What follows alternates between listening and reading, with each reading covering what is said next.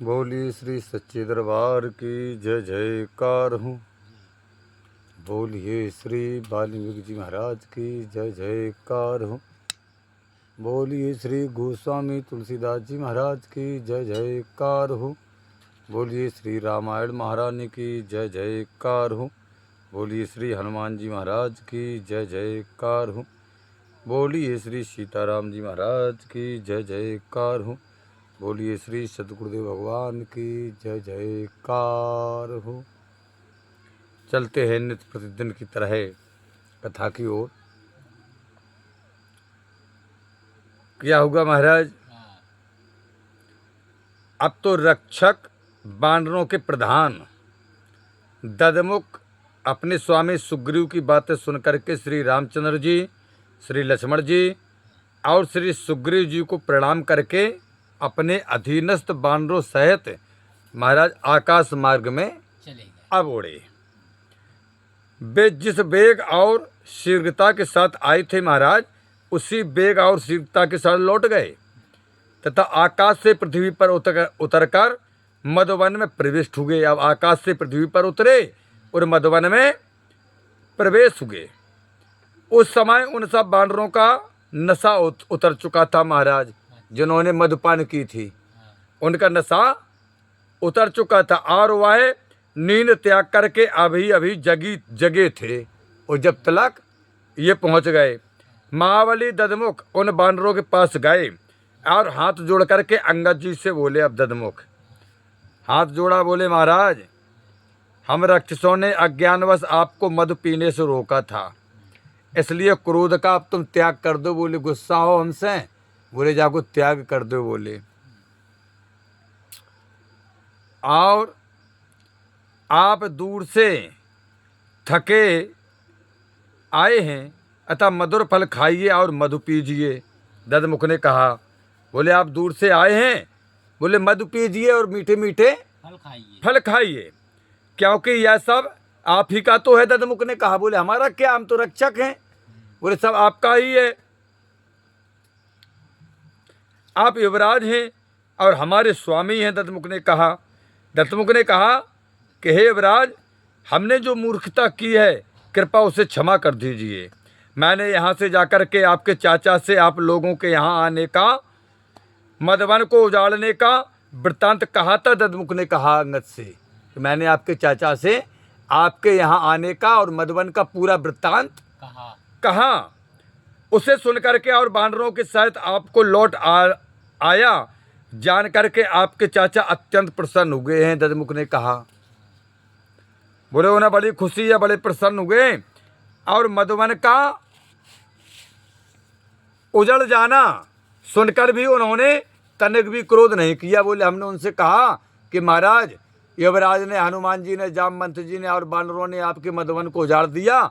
तो ददमुख कहता है कि हे युवराज, आपके चाचा सुग्रीव महाराज को जरा भी गुस्सा नहीं आया, न क्रोध किया, तथा उन्होंने कहा कि अरे सबको यहाँ शीघ्र भेज दो। ददमुख की उक्त बात सुनकर के युवराज अंगद कहने लगे कि जान पड़ता है कि भगवान श्री रामचंद्र जी ने हमें लोगों का लौटने का समाचार सुन लिया है। अंगद ने अब यह मैंने विचार किया कि रामचंद्र जी ने हम लोगों के वापस आने का समाचार सुन लिया है, क्योंकि यह लोग बड़े प्रसन्न होकर के वहाँ से लौटे हैं। इससे हमें मालूम पड़ता है। बोले जितने गए थे वहाँ, बोले बड़े प्रसन्न होकर के लौटे हैं। अंगद कहते इससे मालूम होता है और प्रसन्नता के साथ वहाँ की बातें भी सुना रहे हैं। बोले हमने न मारो पीटो सब कछु कर्म कर दे, लेकिन ये लौट के आए तो बोले अच्छी बातें कर रहे हैं प्रसन्नता से। इसका मतलब है इसलिए कार्य सिद्ध हो जाने पर अब हमें यहाँ अधिक ठहरना नहीं चाहिए। अंगद ने मन में विचार किया, सबसे कहा जामवंत और हनुमान से कि अब कार्य सिद्ध हो आया। बोले हाँ। बोले मधु पी ली? बोले हाँ महाराज पी ली। फल खा ले? बोले हाँ। बोले और कछु करना? बोले ना महाराज। बोले चलो चलिए। अब खबर भी आ गई है, ददमुख ने कहा है कि महाराज ने बुलाया है आपको। अतः अंगद कहते कि हम लोगों को वहाँ शीघ्र ही पहुँचना चाहिए जहाँ स्वामी सुग्रीव जी, भगवान श्री रामचंद्र व लक्ष्मण सहित विराजमान है। बोले अब जल्दी चलना चाहिए। आप लोगों ने समस्त कार्य कर लिए हैं। अंगद ने कहा इसलिए मैं आप लोगों के अधीन हूँ, क्योंकि आप लोग कर्तव्य परायण हैं। अंगद कहते हैं कि बानरों, यद्यपि मैं यमराज हूँ, मैं युवराज हूँ, तथापि आप लोगों पर शासन नहीं कर सकता। बोले हम युवराज हैं लेकिन आप पर शासन नहीं कर सकता हूँ। आप लोगों ने महान कार्य संपन्न किया है, इसलिए आप लोगों पर शासन करने का अर्थ आपका अपमान करना है। युवराज ने कहा कि अगर हम आप पर शासन करेंगे तो ये आपका अपमान होगा। युवराज अंगद के यह प्रिय वचन सुनकर के हर्ष में भरे हुए बानरों ने कहा कि हे बानर श्रेष्ठ युवराज, आपके समान ऐसे वचन कोई नहीं कह सकता है। स्वामी होकर भी अपने अधीन रहने वाले लोगों से कौन इस प्रकार की बातें करता है। बोले और कौन करेगा। इस योग्य तो आप ही हैं। प्रायः अधिकार प्राप्त व्यक्ति या स्वर्ग के मद में उन्मत्त होकर के अपने को ही सर्वोपरि मानने लगते हैं। क्या कहा। बोले प्रायः अधिकार प्राप्त व्यक्ति या स्वर्ग के मद से उन्मत्त होकर अपने को ही सर्वोपरि मानने लगते हैं। जो अधिकार पा जाते हैं यानी किसी पद पर हो जाते हैं, हाँ, वो भगवान समझने लगते तो बोले उन्हें अहंकार इतना हो जाता है कि बोले हमारे सामने फिर कोई है ही नहीं। आपका यह आचरण आप ही के योग है। समस्त बानरों ने कहा कि हे अंगद अवराज, आपका ये जो स्वभाव और आचरण है बोले आपके ही योग है। आपकी यह नम्रता आपकी भावी उन्नति की परिचायक है। बोले जो आपकी ये नम्रता है, बोले इससे मालूम होता है आपके उन्नति की परिचायकता। बोले आप अपने जीवन में उन्नत करेंगे। बोले नम्रता का ये प्रभाव होता है। जिस मनुष्य के जीवन में नम्रता होती है वो जीवन में उन्नति जरूर करता है। और जो क्रोधी व्यक्ति होता है तो बोले उसके जीवन में कभी उन्नति होती ही नहीं। अरे धन की उन्नति भले हो जाए, लेकिन जिसे सुख कहते हैं, भाई तुम क्रोधी हो तो अपने पत्नियों से लड़ो, अपने मोड़ियों मोड़न से लड़ो, बापू मताई से लड़ो। का क्रोधी हो तुम, अब तुम्हें काय को सुख मिल रहा हो। अरे पैसा कमा रहे, नौकरी में 60-70 हज़ार सुख का होगा, बहु तुम नहीं ले जा पाओ, कितने क्रोधी हुओ, तुम्हें बाल बच्चे में खर्च करने पर है। तो आपके आदेश के बिना कोई भी बानर थोड़ी दूर भी जाने के लिए तैयार नहीं है। ये कहा बानरों ने अब अंगद से, बगैर आपके आदेश के कोई बानर एक पग ढलने के लिए तैयार नहीं। यह आप सर्वदा सत्य मानिए। वाल्मीकि जी महाराज कहते हैं कि उनका ऐसा कहने पर बानर श्रेष्ठ अंगद ने कहा, अच्छा तो अब हम लोगों को चलना चाहिए।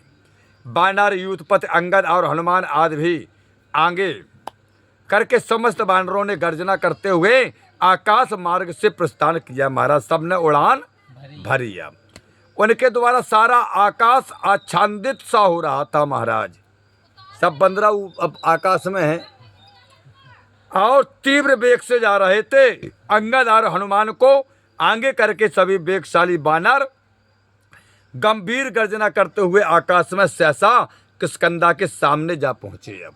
अब तट पे आते, अब किष्किंधा के सामने आ गए। आगे करे हनुमान जी को और अंगद को, और पीछे से सब वेगशाली जितने बानर से खूब गरज रहे।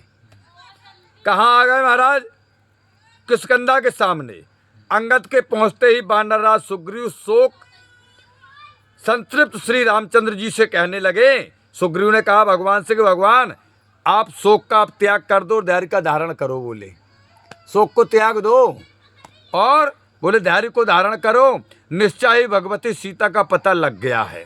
यदि पता न लगता तो यह बानर अवधि व्यतीत हो जाने पर यहाँ कदापि लौट कर नहीं आते। बोले अपने आप मर जाते। बोले जो लौट के आ रहे तो समझ लो माता सीता का पता लग गया है। अंगद की अत्यंत प्रसन्नता भी कार्य साफल्य की धोधक है। बोले अंगद हंसते हुए आ रहे। बोले इसलिए लग रहा। सुग्रीव बोले कि कार्य सफल है। अब कार्य सिद्ध न होने की दशा में भी बानर वहां लौटकर आ सकते थे, किंतु सुग्रीव महाराज कहते हैं कि उस निराशाजनक अवस्था में अंगद का मुखमंडल उदास होता। बोले अगर लौटो आते, सीता को पता नहीं लगो और लौटे आते, तो बोले अंगद को चेहरा जितना खुश लग रहा हो, बोले इतना खुश नहीं लगता, बोले उदास लगता। सुग्रीव कहते भगवान से कि भगवान सभी वानर भयभीत होते और विदेह कुमारी सीता का दर्शन किए बिना ये मेरे पूर्वजों द्वारा सुरक्षित पितामहों के मधुबन का विध्वंस नहीं करते। बोले अगर सीता जी को पता नहीं पड़ो हो तो है न, तो बोली जब मधुबन में इनकी औकात नहीं हती काऊ की कि हमारे पितामह को देवताओं ने वरदान में दिया था और मधुबन बोले भाई उजाड़ देते। बोले इससे सिद्ध होता है कि माता सीता का पता लग गया है। सुग्रीव महाराज कहते भगवान आप इस समय चिंता ना करो, बिल्कुल अब चिंता बिल्कुल नहीं करो, चिंता डू नॉट फिकर, बिल्कुल नहीं। सुग्रीव कहते नाथ आपका पराक्रम असीम है, ये मेरे बानर जो इस समय प्रसन्नता के साथ गरजते हुए चले आ रहे बोले बिना कार्य किए सिद्ध किए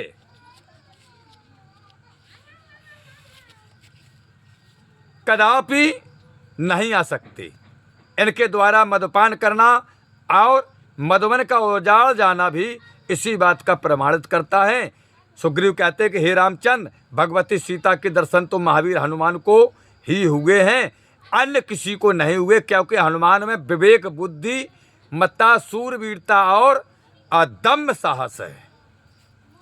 बोले सुग्रीव कहते बोले हनुमान के अलावा किसी को दर्शन नहीं हुए, इसलिए यह कार्य उन्हीं के द्वारा संपन्न हुआ। सुग्रीव कहते हैं कि हे श्री रामचंद्र हनुमान अंगद और जामवंत के होते हुए मर्यादा की अवहेलना संभव नहीं। कार्य सिद्ध हो जाने के कारण ही इन लोगों में ऐसा उत्साह आ गया है और इसी कारण बिना मेरी आज्ञा के इन्होंने मधुपान किया है। बोले कार्य संपन्नता, बोले उत्साह वर्धक हते, बोले सो आज्ञा नहीं मांगी।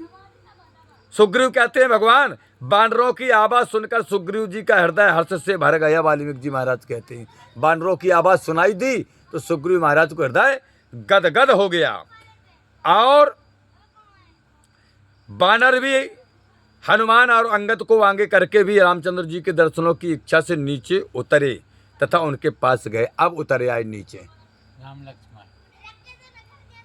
धरती पे बानर उतर आए, हनुमान जी अंगद जामवंत और सब बानर के भगवान के दर्शन करें और भगवान के पास गए।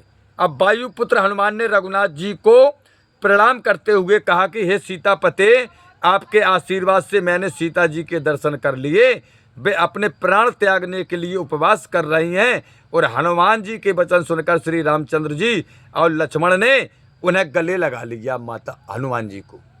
जैसे हनुमान जी ने हाथ जोड़ करके कही कि भगवान माता सीता का पता लग गया है। और जैसे ये सुने बच्चन और हनुमान जी ने कहा कि महाराज जल्दी करने, वो तो उपवास शुरू है माता सीता का अपना प्राण त्यागने के लिए। तो जैसे ये वचन हनुमान जी के मुखारबिंद से श्री राम जी ने सुने और लक्ष्मण जी ने, तो दोनों भाइयों ने आज हनुमान जी को अपने गले से लगा लिया। तो आज की कथा का समापन यहीं, कल की कथा आगे प्रारंभ होगी। हे प्रभु आनंद दाता ज्ञान हमको दीजिए, शेर गुसारे दुर्गुणों से दूर हमको कीजिए, लीजिए हमको शरणों में हम सदाचारी बने, ब्रह्मचारी धर्म रक्षक वीरो वृतुधारी बने। यह कार्य जो मैंने उठाया आप ही के आंसू से, ऐसे कृपा हो नाथ की जो पूर्ण हो वह दास की, दीनानाथ अनाथ का भला मिला संयोग, यदि आप तारो नहीं तो हंसी करेंगे लोग। लखन सिया राम चंद्र शंकर हरि ओम, जय जय सिया राम जय जय हनुमान हरि की जय जयकार हो। बोलिए श्री रामायण महारानी जी की जय जयकार हो। बोलिए श्री वाल्मीकि जी महाराज की जय जयकार हो। बोलिए गोस्वामी तुलसीदास जी महाराज की जय जयकार हो। बोलिए हनुमान हरि की जय जयकार हो। बोलिए सीताराम जी महाराज की जय जयकार हो। श्री सिद्ध बाबा महाराज की जय जयकार हो। श्री मनसला मैया की जय जयकार हो। सतगुरुदेव भगवान की जय जयकार हो। काका गुरु महाराज की जय जयकार हो। सब संतन की जय जयकार हो। सब भक्तन की जय जयकार हो। समस्त भक्तजनों की जीवन की जय जयकार हो। हरिओम शांति शांति शांति शांति शांति।